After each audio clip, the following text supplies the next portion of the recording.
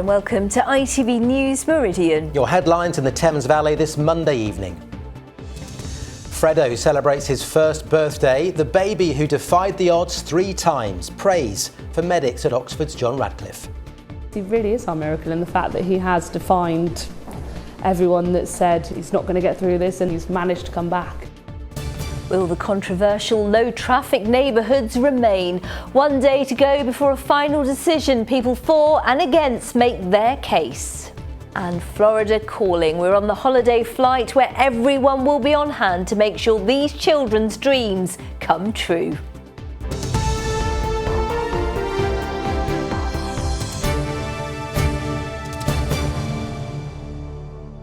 Good evening. A mother from Oxford who feared her baby would lose his life on 3 separate occasions because of serious medical complications has celebrated his first birthday. Anna Blanchard says the fact baby Fredo is here today is incredible and has thanked staff and care workers for keeping him alive. Mike Pearce has been to meet mum and baby and the staff who cared for him at the John Radcliffe Hospital.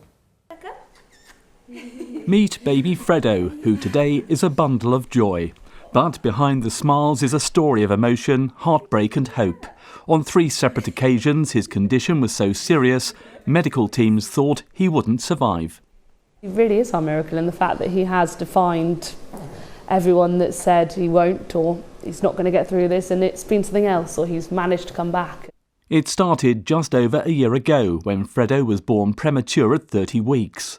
In the months to come, his problems ranged from liver failure, a brain hemorrhage, a bowel blockage, and at one point he even stopped breathing.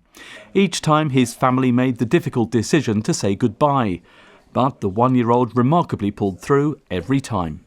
So day 3 of life he became very unwell, and we were told to say goodbye to him. So family members came in, sort of said hello and goodbye. The nurses were amazing. They all organised a blessing on the ward for him. We all were allowed family time, and none of us could believe it, but all of the monitors started picking up, and it was like, I don't know, it was a miracle. It really was a miracle.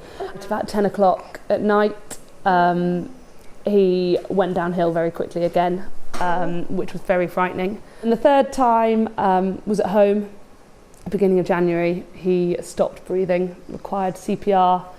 Mum Anna is full of praise for the staff at the John Radcliffe Hospital, who spent months looking after the tiny baby. I don't think I've really come to terms with it. I don't know when I will. I think because he is still keeping us on our toes medically, you just have to get on with it. You don't have a choice. He's ours, he's our little baby. We love him so much, and what tomorrow brings, we just don't know. I've got an amazing support network around me. The nurses on the ward were just unbelievable, and it was okay not to be okay. It was okay just to cry, and they would talk to you, they would explain everything. He was very, very unwell, and that was maybe not always something that was in his future. So the fact that he's now able to go home and he's home with his family where he should be. It's been great to see him come back into the unit and see him all kind of grown up and happy, because that's always our aim, is to get these babies to the point where they can go home. The hospital is also home to a charity which helps families with practical support. With Anna and her family, they were very, very open, and they wanted that support that we offered. So yeah, daily support, just going in, the supportive listening ear and ensuring the basic practical needs are being met. And they always used to like the little snacks that we provide on a daily basis as well. Yesterday, Anna took part in the Oxford Half Marathon to support the charity and helping to raise £100,000. Fredo continues to fight his way back to good health and will forever be his family's miracle. It really is a little miracle baby. I'm not sure how many more lives he's going to have. I hope not. I think we've used our 3 now. But yeah, I think tiny but mighty and the little tiger is what we know him as. Mike Pearce, ITV News at the John Radcliffe Hospital. Happy birthday to Fredo. In other news, a key route that links Berkshire and Buckinghamshire was closed today for around 20 weeks. Cookham Bridge, running over the River Thames, has been shut to traffic after routine inspections found essential maintenance work was needed. Windsor and Maidenhead Council says the project will extend the life of the Grade 2 listed structure. A drug dealer who was linked to the discovery of £17,000 worth of Class A drugs in Aylesbury has been sentenced to 4 years in prison. Footage released by Thames Valley Police shows 31-year-old Vinnie Eastman laughing through his interview with detectives. He was arrested in July after being found in possession of more than £1,800 worth of crack cocaine and heroin and a large quantity of cash. Sunning Hill business and its director have been prosecuted after 3,800 cigarettes were discovered that breached UK packaging legislation. On a visit to Sunning Hill Wines, trading standard sniffer dog Yo-Yo found 14 tubs of shisha and 11 packets of cigars that failed to comply with the rules. The company was fined £2,000, with the director also given a £1,000 penalty. Now, by this time tomorrow, we should know what's happening with Oxford's controversial low-traffic neighbourhood scheme. The idea is to improve conditions for walking and cycling by cutting off shortcuts to reduce traffic. But it's divided opinion and there's been damage caused to bollards. Opponents say it's ruining livelihoods. Others say life on their street has never been better. Well, a county council meeting tomorrow is expected to keep them in place with some changes. Wesley Smith has been to hear what people and businesses want from that meeting. Zuhura Plummer is a big fan of the LTNs and wants them to stay. Overall, I would say they've been a big success. We've seen a massive drop in air pollution inside the LTN and no increase on the Boundary Road. We've seen a big drop in accidents and collisions inside the LTN. Businesses are still thriving. We've looked at the data that shows that the number of businesses that open and close on the Cowley Road is actually below the average. There's also a massive increase in walking and cycling. But rarely has anything divided opinion in Oxford more, as seen in this largely anti-LTN demonstration. There were positive comments in the two public consultations about the scheme, but often more negative ones, particularly about congestion on the road surrounding the LTNs now that shortcuts are blocked. Bus companies too are reporting slower journey times, impacting reliability. This hairdressing salon has been part of the landscape in St Clement's for decades. We're concerned about the levels of pollution, that's our first concern, and obviously losing the parking from opposite the shop. I've been here 45 years and the parking has always helped our business. I'm not saying the business has been affected by the LTNs, it's just our concern is the pollution, and we just don't understand why we have to put up with this constant traffic from 3 o'clock to 8 o'clock every day. Just along the road, I first met Patrick Clacy in his bed shop a few months back when he was in despair at how his trade had dropped in no small part, he says, because of the LTNs.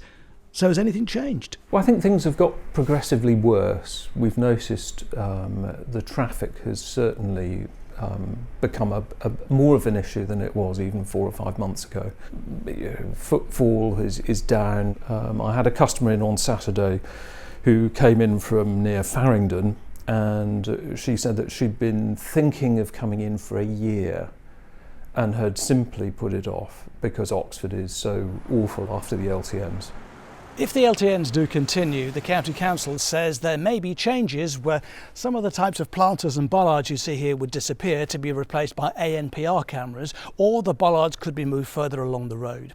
In a statement, they say monitoring data shows overall increases in cycling and decreases in private car use and air pollution inside the LTN areas. But outside the LTN areas, well, that's a different matter. They say that data shows an overall increase in journey times, but an increase in cycling at all measured locations. Although traffic levels and pollution have increased outside the LTN areas, they are said to be lower than they were in 2019.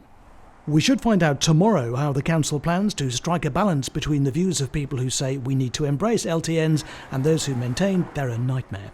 Wesley Smith, ITV News, East Oxford. We will, of course, keep you up to date. Now, staying in Oxfordshire, and 8 more areas of the county have had 20-mile-per-hour speed limits approved. Figures show you're 7 times more likely to survive if you're hit by a car driving at 20 than at 30. The council says it's been inundated with requests for the lower speed zone since it launched the programme in February of last year. And places that want to introduce a lower limit have until the end of the month to apply. And after the sudden drop in temperatures, Surrey County Council has revealed it has 38 new gritting machines ready to keep the county moving during the colder months. The new vehicles produce fewer carbon emissions and use state-of-the-art technology. More than 10,000 tonnes of salt is being stored at 4 depots. And you are watching ITV News Meridian here in the Thames Valley. Thank you so much for watching us. Still to come.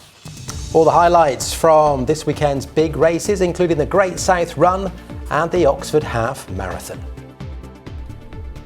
And while it may have been a fairly quiet, if rather chilly start to the week, there's another storm on the way. I'll be back later with all the details. And just a reminder, you can find more by going to our website, itv.com/Meridian. You can call us. The number's on your screen now, and you can follow us on social media.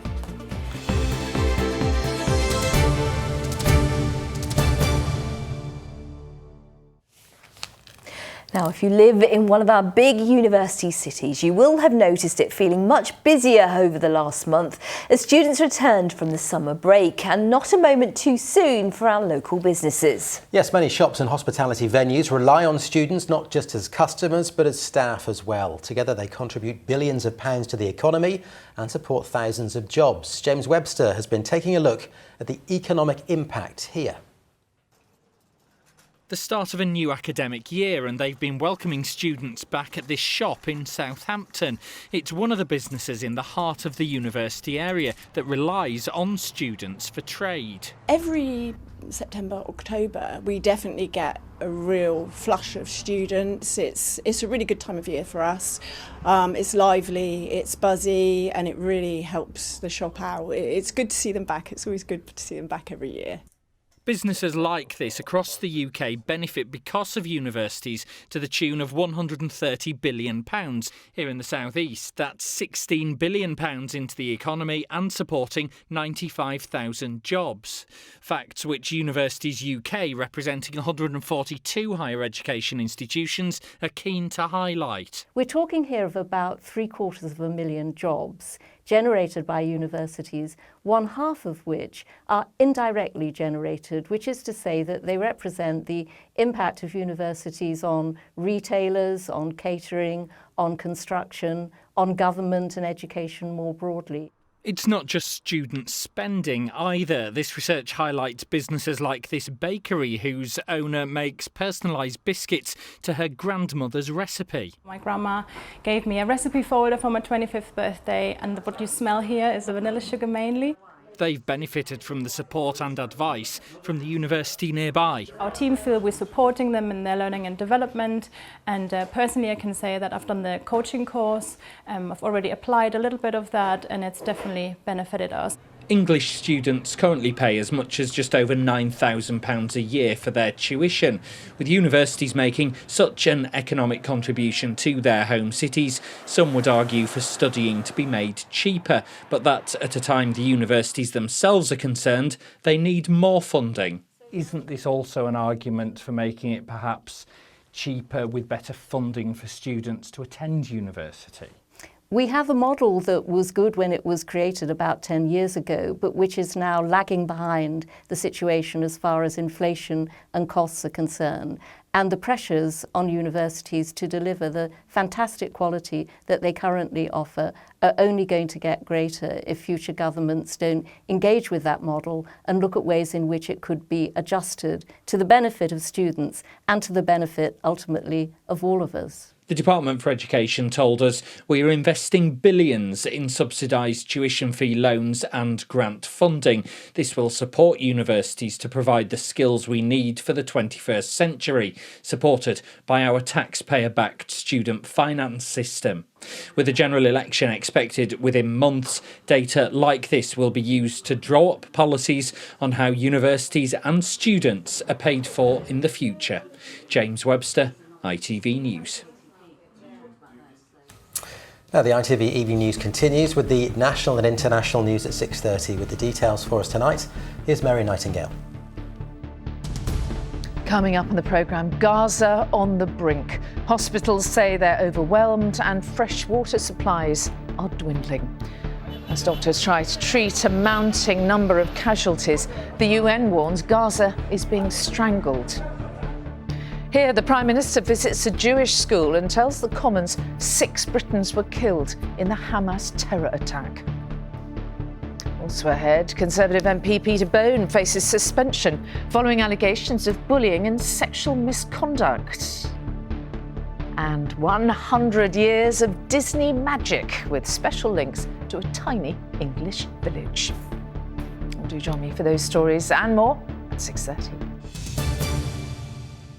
Very thank you. Sport time now with Andrew Pate. And Andrew, our non-league sides taking centre stage this weekend. Absolutely. They didn't let us down, did they? And that really was the magic of the FA Cup. It was the last qualifying round of the Cup, and Bracknell, Horsham, Eastleigh, Aldershot, Maidenhead, Worthing and Oxford City all made it through to the draw for the first round proper. That was made yesterday, with our non-league sides being joined by teams from League 1 and 2, such as Portsmouth, Oxford United and Reading. The match is to be played on November the 4th or 5th. So let's have a look at how our non-league sides did us proud.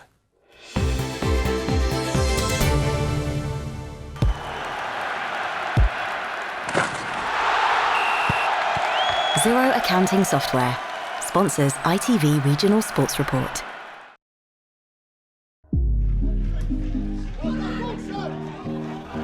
Bracknell Town left it late to book their place in the FA Cup first round proper for just the third time in the club's history. This famous win over Dagenham and Redbridge coming courtesy of an injury time winner from Cameron English, beating a side 2 divisions above them, to set up a trip to Cambridge United of League 1, who are 4 divisions above them. Horsham have a really tough tie next, away to League 1 promotion chasers Barnsley. But they certainly booked their place in the first round in style. Shamir Fenlon lashing home from distance to beat a team 46 places above them. Aldershot will head to Swindon in the first round proper after this convincing win over Lewis. The Shots safely progressing out of the FA Cup qualifying rounds to book their visit along the M4. Worthing made it 11 matches unbeaten with this win over Bath. Former Brighton youngster Danny Cashman with both goals. Is Alfreton away next as Worthing look forward to the first round for the first time since 1999. Boreham Wood will be Eastleigh's visitors next up after the Spitfires saw off Dover. Charlie Carter's goal capping off a dominant display. And Oxford City will need to win their replay at home to Scarborough if they're to host Forest Green Rovers next. An equaliser 8 minutes into injury time from Kenise Carroll, earning them the replay.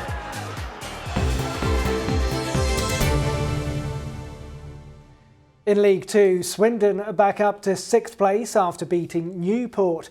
Charlie Austin picking out Dan Kemp, who race cleared to put Michael Flynn's Swindon side in front against Flynn's former side.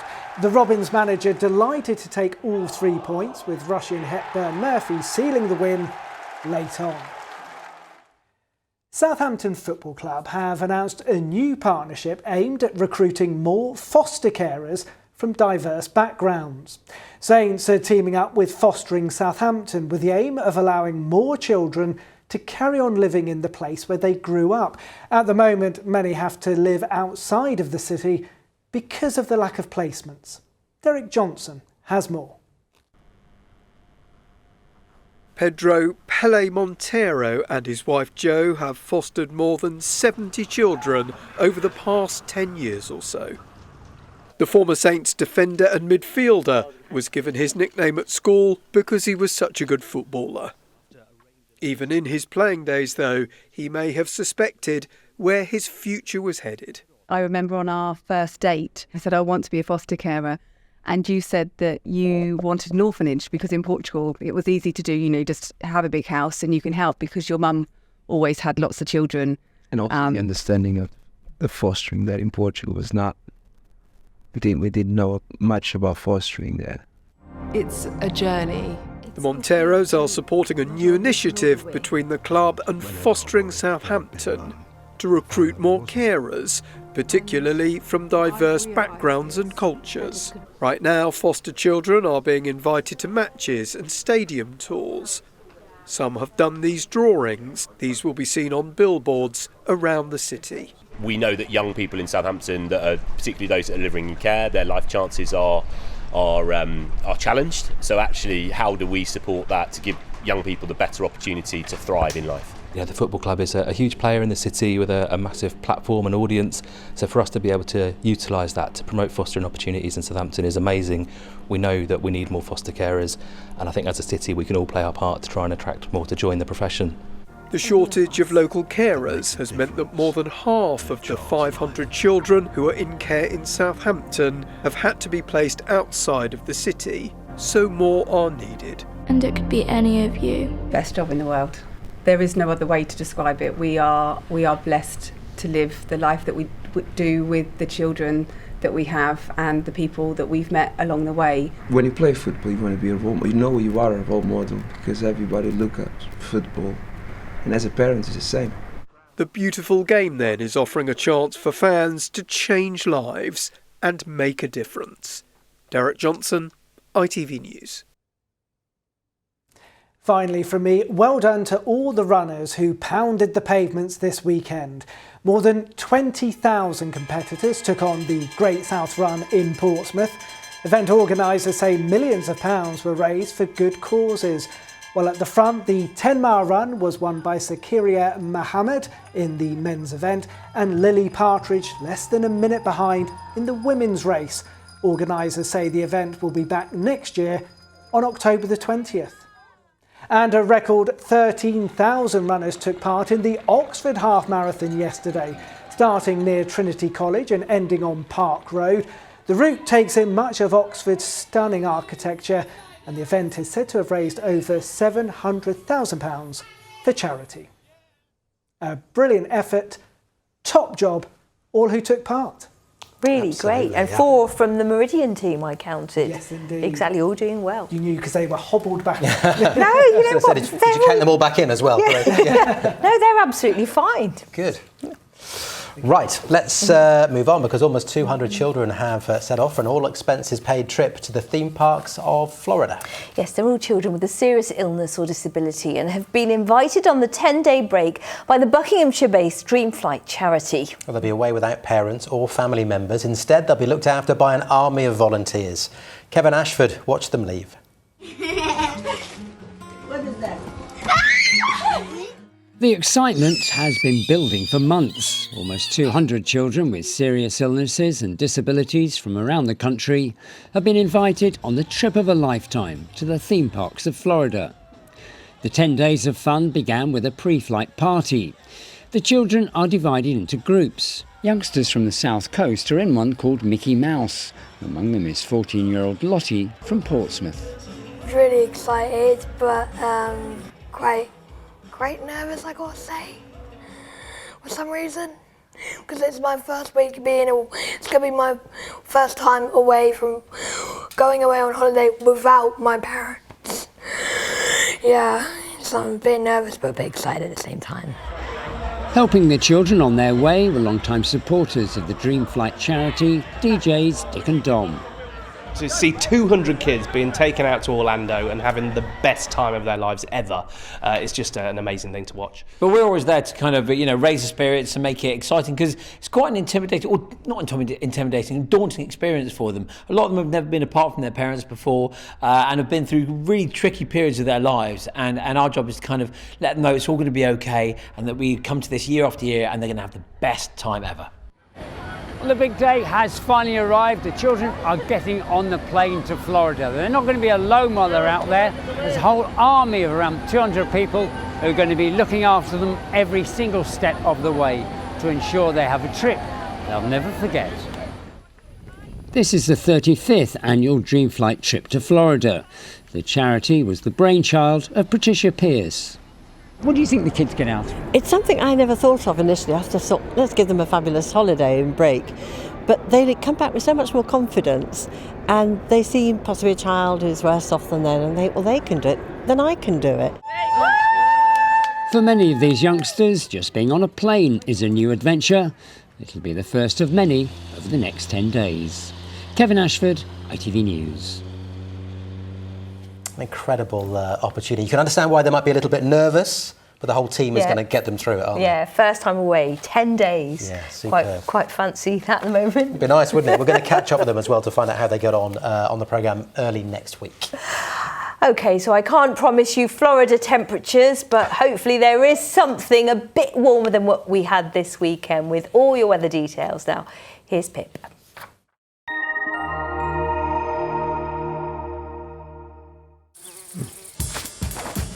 Whatever the weather, it always feels like home. Valent Heat Pumps and Boilers sponsor ITV Meridian Weather.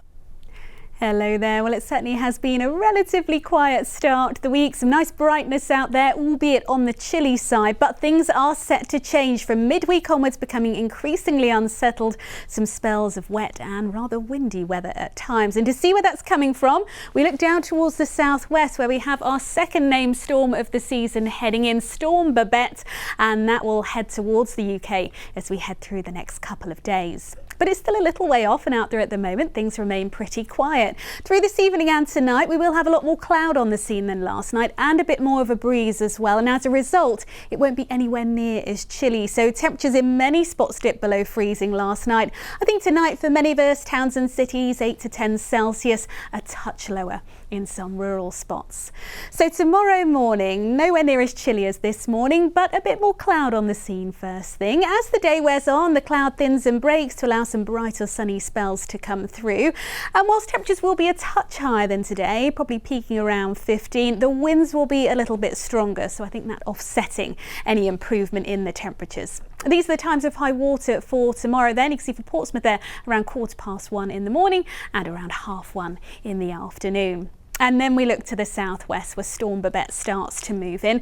Gradually we'll see fronts drifting their way northeastwards, providing a focus for some fairly heavy rain, and the isobars squeezing together, indicating some windy conditions to come. So from Wednesday onwards, a real change in fortunes, but with that, a slight recovery in the temperatures too. Valent Heat Pumps and Boilers sponsor ITV Meridian Weather.